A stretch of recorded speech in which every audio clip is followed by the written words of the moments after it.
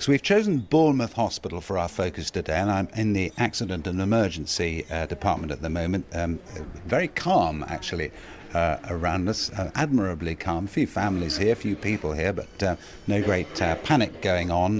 We're going to be zooming around the rest of the hospital as well later on. We've come here for a reason. It is the heart, this hospital, of a very big shake-up of healthcare across the county of Dorset, the kind of shake-up that other places in England might well be seeing soon, the kind of shake-up that supporters say is going to keep the NHS going for another 70 years. Opponents fear, though, is ripping it up. And Tony Spotswood is here, as Chief Executive of the Royal Bournemouth and Christchurch Hospitals Foundation Trust. Good morning to you. Good morning and welcome to Bournemouth. Thank you. Give us a sense of the size of what you're trying to do, what you're trying to change.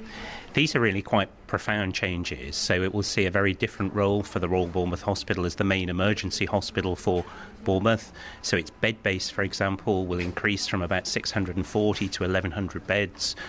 We'll increase the number of staff on this site from about 4,000 to around 6,000, and a very different role also for Poole Hospital, which is 7 miles away. And they're going to lose their accident and emergency?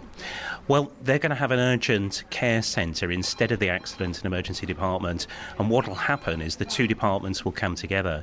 So one of the big advantages of that is that we'll be able to provide consultant delivered care 24 hours a day, 7 days a week. And what some people say is that the risk is that you fall seriously ill somewhere in Dorset and you're not as close to a hospital that can deal with you quickly as you are at the moment.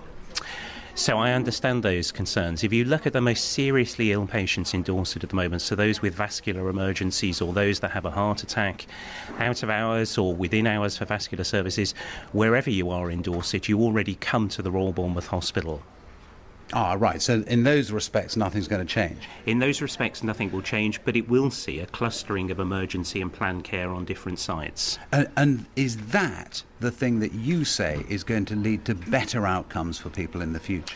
It will. If you just look at planned care for a moment and people coming in for routine surgery, having an exclusively planned site means that they're guaranteed to come in on the day that they need to come in for their orthopaedic surgery or their eye surgery or whatever. It will change things in quite a significant way. The most important change is about consolidating emergency care, strengthening emergency care. But the things that you're doing actually amount to a lot more than that, don't they? In terms of the reach out to the community, the effort to make sure that people aren't stuck in hospital when they shouldn't be, etc. Tell us a bit about that as well. So these changes really depend on a strengthening of community primary care services and working on a much more integrated basis with social care as well. So there are fewer stranded patients in hospital. More patients can actually receive care within a community environment without recourse to having to come to hospital in the first instance. And it's only if we get those things right will we be able to provide the type of care at the planned and emergency site which we envisage. Now, you've tried to do this before and it hasn't worked out, has it? Tell us about what hurdles you have to jump over to get this done.